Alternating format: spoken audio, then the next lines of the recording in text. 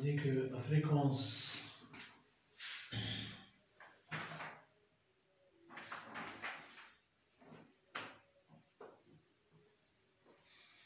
F max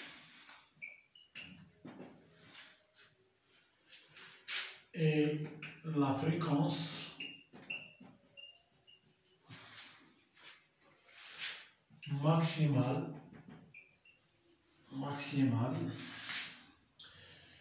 de la plus grande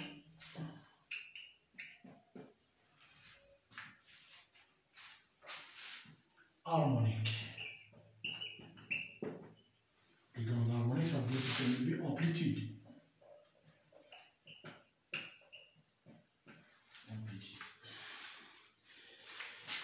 Donc, des signaux à bande limitée. À bande limitée.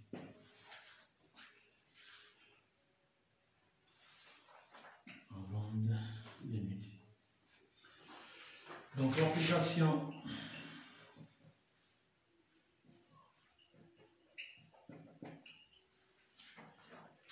du théorème de Shannon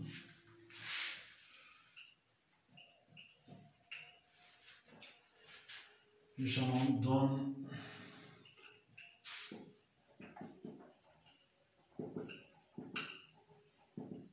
la possibilité de reconstruire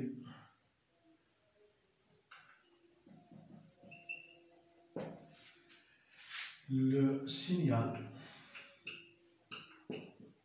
à partir des échantillons.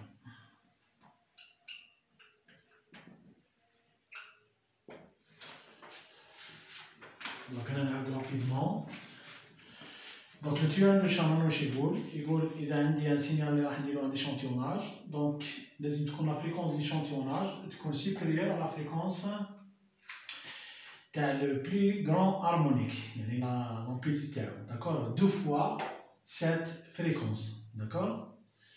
Donc, pour l'échantillonnage. Et on sait, pour la reconstitution, donc,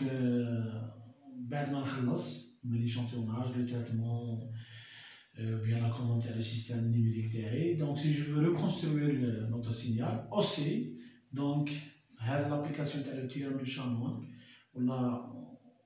lorsqu'on respecte l'application de ce théorème de Shannon, ça permet de reconstruire, donner la possibilité de reconstruire le signal échantillonné à partir des échantillons. D'accord? Donc, on va y aller directement vers la transforme en Z.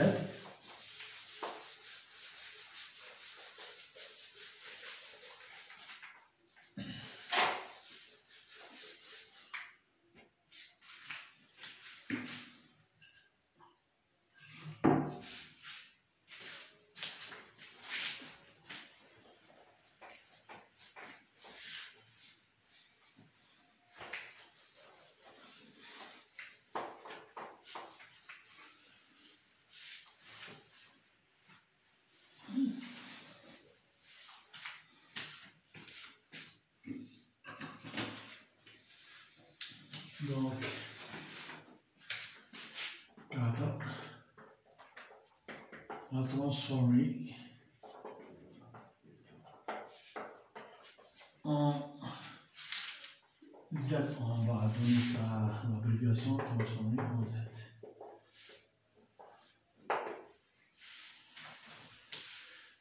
Donc, on définit. Bon. Donc, au milieu, donc on va faire la définition. A. Définition. Tarif. Donc, définition. Donc, on définit la transformer en Z d'un signal échantillonné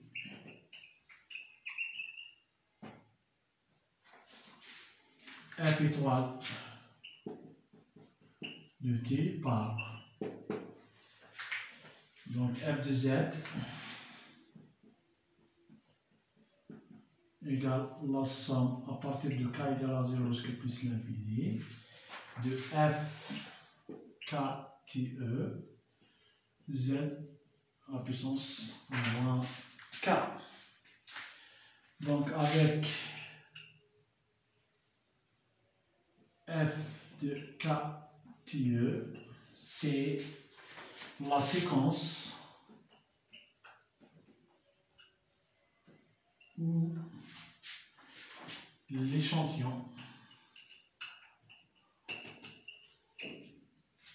à l'instant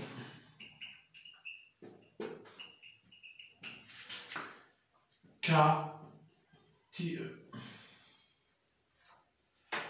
à l'instant k t e. Donc on va essayer de voir l'origine de cette transformée en z. Donc Ninja va transformer en z.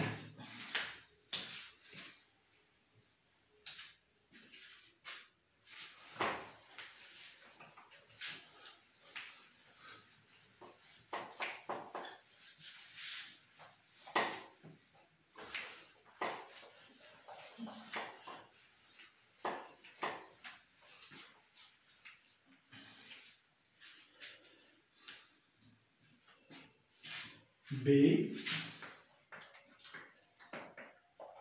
l'origine de la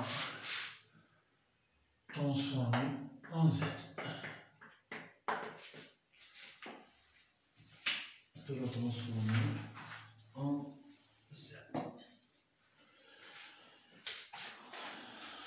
Donc on a un signal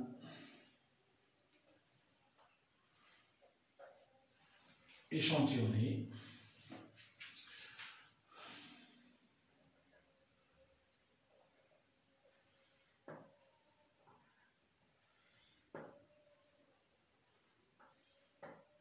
Ainsi de suite. Donc on a un TE, 2 TE, 3 TE, 0, K, TE. Donc ça c'est, donc ça c'est F étoile de T. Donc ça c'est F de 0, ça c'est la valeur F TE, F de TE, F 3 TE, ainsi de suite. Donc F de K TE. D'accord? Donc on va essayer d'écrire l'expression mathématique de ce signal échantillonné. Donc ça c'est l'équivalent de donc une impulsion de Dirac d'amplitude f de 0, un instant égale 0, plus une autre impulsion d'amplitude f de TE mais décalée de TE plus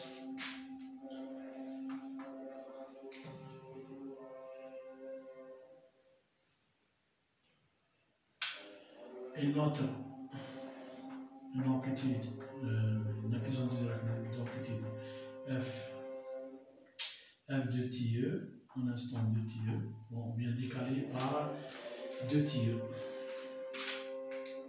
Ainsi de suite, jusqu'à l'infini. D'accord? Donc on va essayer d'écrire ça mathématiquement.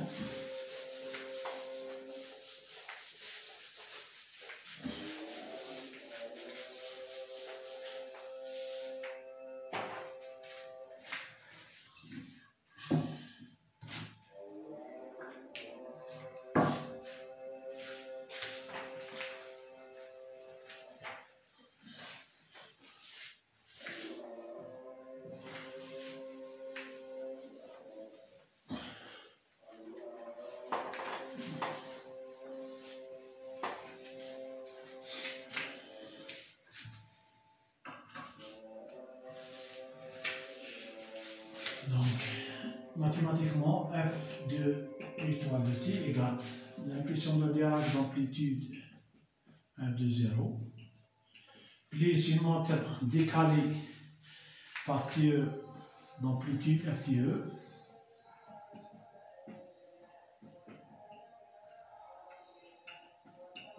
plus une montre d'amplitude f de TE retardée bien décalée de 2 TE plus une autre F3 TE retardée par 3 TE plus que F de K TE delta de T moins K TE plus jusqu'à l'infini. Donc appliquons la transformée de la place de ce signal.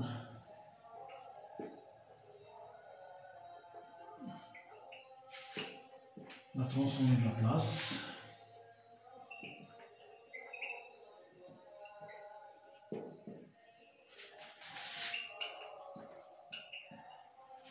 De la place.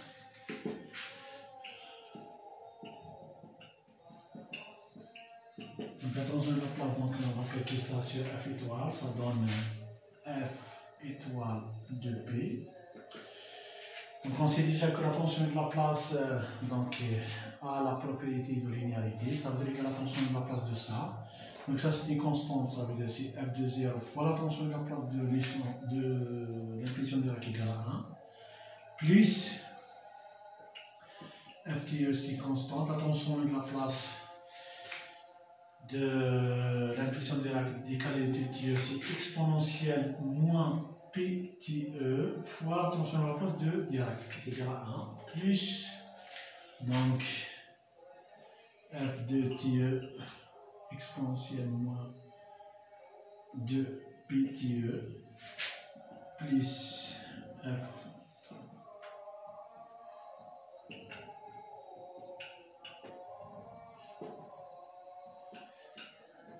KTE exponentielle moins K PTE jusqu'à l'infini.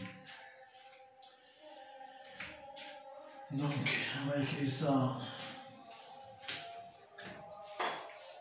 sur la combinaison.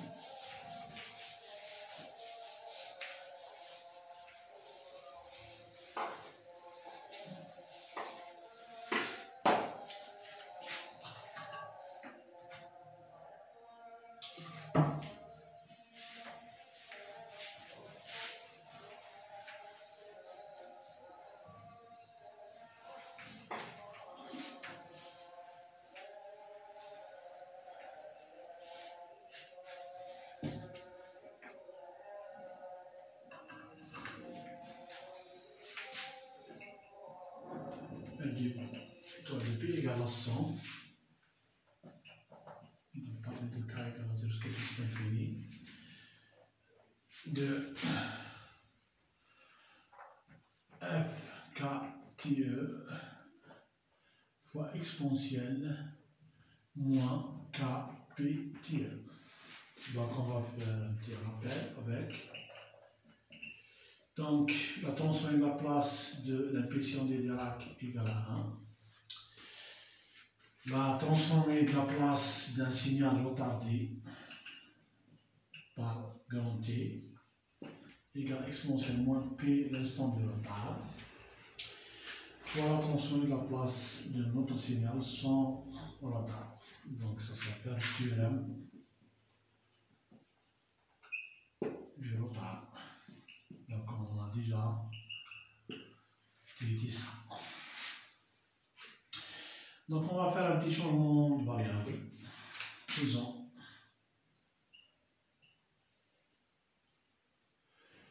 que z égale exponentielle p TE. Donc on aura f étoile de p, donc on va, bon c'est la même f de z, donc on remplace exponentielle p TE par z, donc égale la somme de f KTE fois z à la puissance moins k, donc à partir de k égale à 0 jusqu'à plus l'infini. Donc ça, c'est la transformée en Z de notre signal échantillonné f étoile. D'accord? Comme dans le cas de la transformée de Laplace, donc on va maintenir les mêmes notations pour la transformer en Z. Donc le signal ou bien la séquence en fonction de temps. Donc on écrit ça minuscule. Et la transformer en Z, on va l'écrire en majuscule. Donc on va essayer d'appliquer ça sur quelques signaux élémentaires.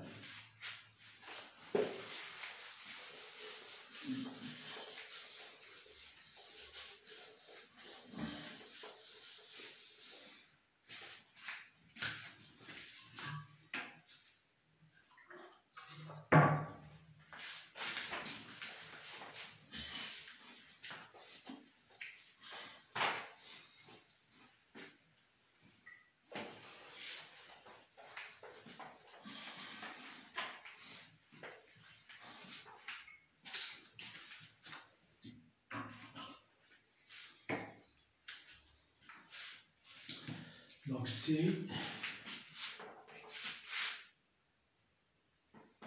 transformé en Z de quelques signaux élémentaires.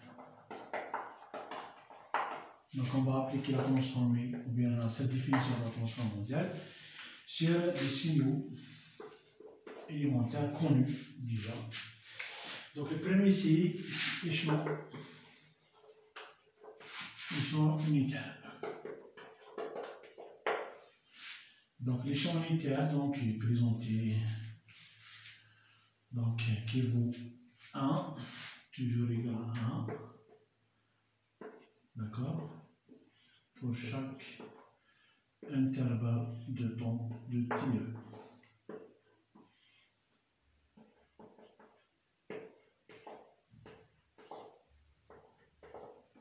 Ainsi de suite. D'accord? Donc, ça, c'est l'échelon unitaire. Et ça s'appelle aussi Penny de Dirac. Penny de Dirac. penny يعني مشط. لاحظوا كأنه أسنان مشط. D'accord? Donc,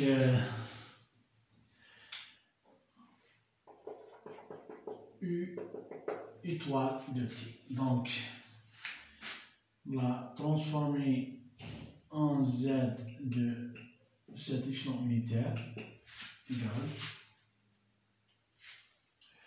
U de Z égale la somme à partir de K égale à 0 jusqu'à plus l'infini de U K T E fois Z à la puissance moins K. Donc U de KTE égale toujours 1, ça veut dire égale la somme de Z à la puissance moins K à partir de K égale à 0 jusqu'à plus l'infini. D'accord?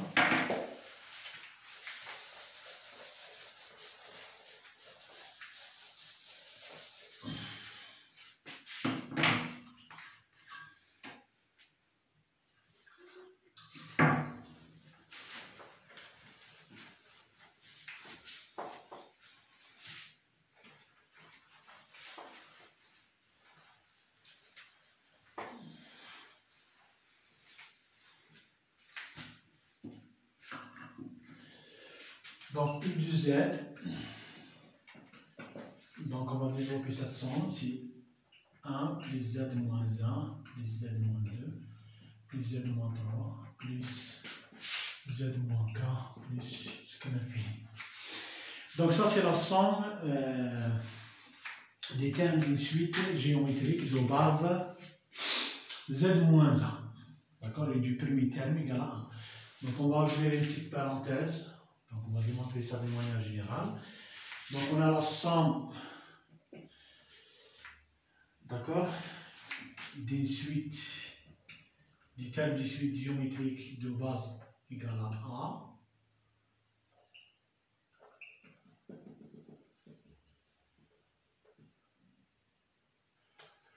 D'accord. Donc, si on va multiplier cette somme par la base, A, SS, vous êtes là.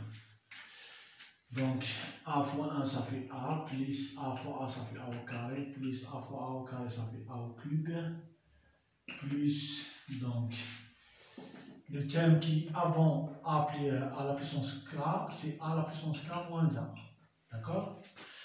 Donc, fois A, ça fait A à la puissance K, plus A à la puissance K fois A à la puissance A fois A à la puissance K, c'est A à la puissance K plus 1.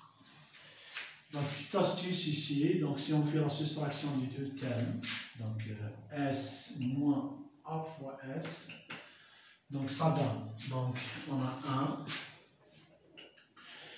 donc A moins A 0, A au carré moins A au carré 0, A moins A au cube moins A au cube égale à 0, A à la puissance K moins 1 à la puissance K égale à 0. Donc ça veut dire qu'il me reste le premier terme et ce dernier terme qui a la puissance K plus 1. D'accord? Donc on va faire sortir la somme, il nous reste A 1 moins A fois cette somme égale 1 moins A à la puissance K plus 1. Donc cette somme égale 1 moins A à la puissance K plus 1 que divise 1 moins K. Donc il y a des conditions de convergence sur cette somme. Donc باش تكون متقاربة. Donc عندي si la valeur absolue de A ici supérieure à 1, donc ça veut dire que ça tombe vers l'infini. Ça tombe vers l'infini. Que K tombe vers l'infini. Donc, si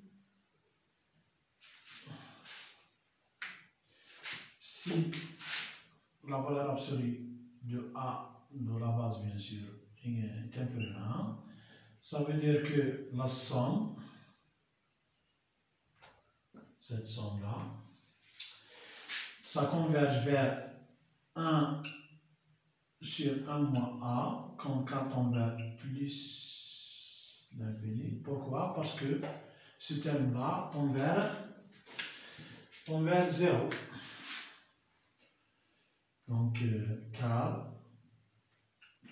A plus K tombe vers 0, parce que K tombe vers plus l'infini. Donc, je vais faire ici la parenthèse.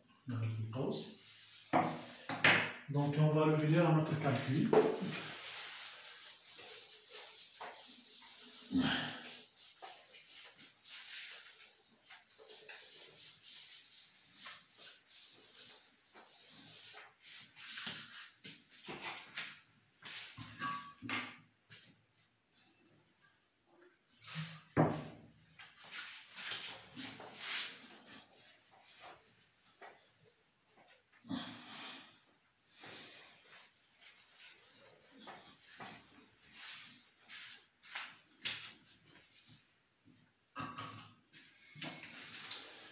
Donc, U de Z, d'accord, qui est égal à la somme de cette somme, égale à 1 moins Z à la puissance K moins K plus 1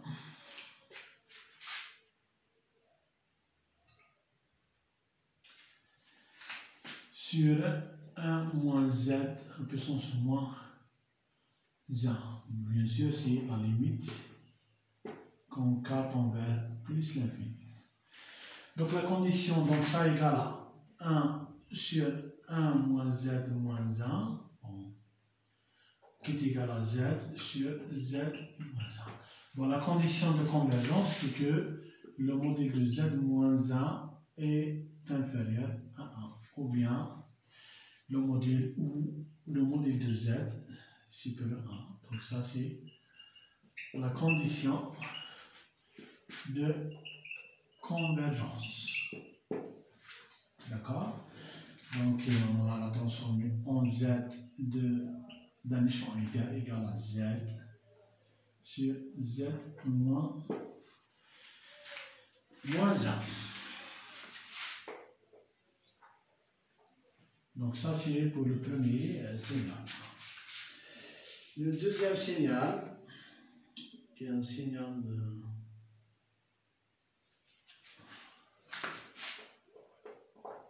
aussi connu, c'est l'exponentielle f1 de t égale exponentielle moins at avec a est positif supérieur égal à 0, ça veut dire que c'est un exponentiel décroissant. D'accord? Dans ce cas-là, la séquence, d'accord, c'est f1 de kte égale exponentielle moins a kte. Ça veut dire on a remplacé le temps par kte.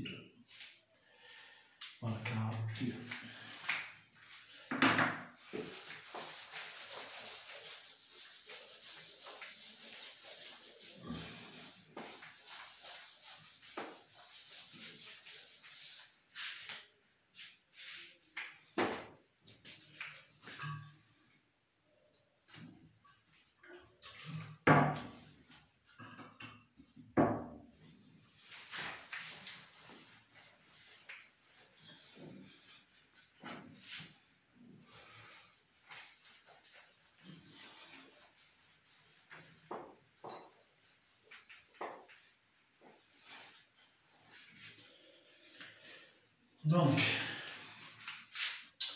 f1 de z égale la somme de, à partir de k égale à 0 jusqu'à plus l'infini, de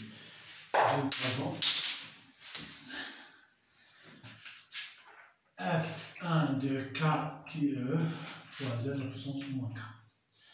Donc, qui est égal à la somme à partir de k égale à 0 jusqu'à plus l'infini, de exponentielle moins a k de z à la puissance moins k. Donc on peut écrire ça sous cette forme, à partir de la somme égale à partir de k égale à 0 jusqu'à plus l'infini, de exponentielle a de fois z, le tout à la puissance moins k. Bon, la différence entre cette somme et la somme d'un échelon unitaire, donc c'est la somme de z à la puissance moins k. Donc à la place de z, on a z fois exponentielle at. Donc on va remplacer directement de z par exponentielle at fois z sur exponentielle at z moins a. Donc on peut écrire ça, réécrire ça d'une autre forme plus simple. Donc on va multiplier par exponentielle moins t, donc il me reste z sur z moins exponentielle moins a t. Ça veut dire que la transformée en z d'un exponentiel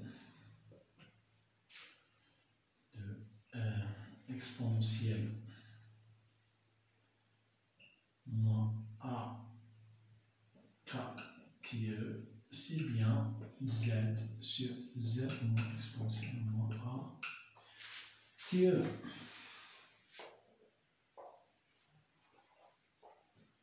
D'accord? Donc on passe le troisième signal.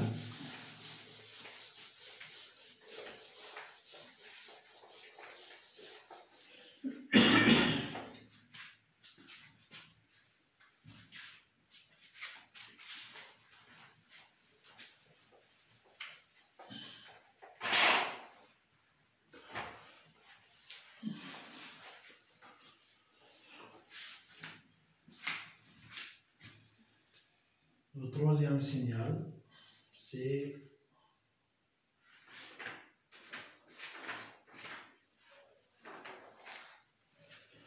cosinus.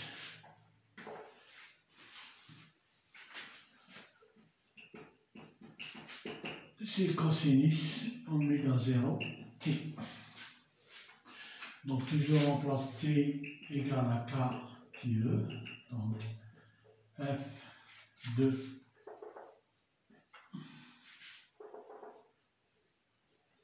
k TE égale cosinus oméga 0 k TE. Donc f2 de z égale la somme de k à partir de k égale à 0, ce qui plus f fini, de f k TE z à la puissance moins k. Donc on remplace f2 de k TE qui est égal cosinus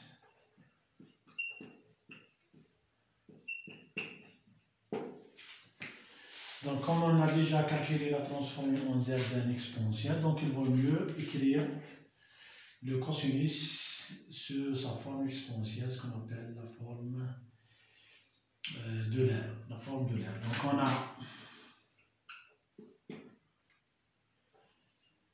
exponentielle gk TE, bien g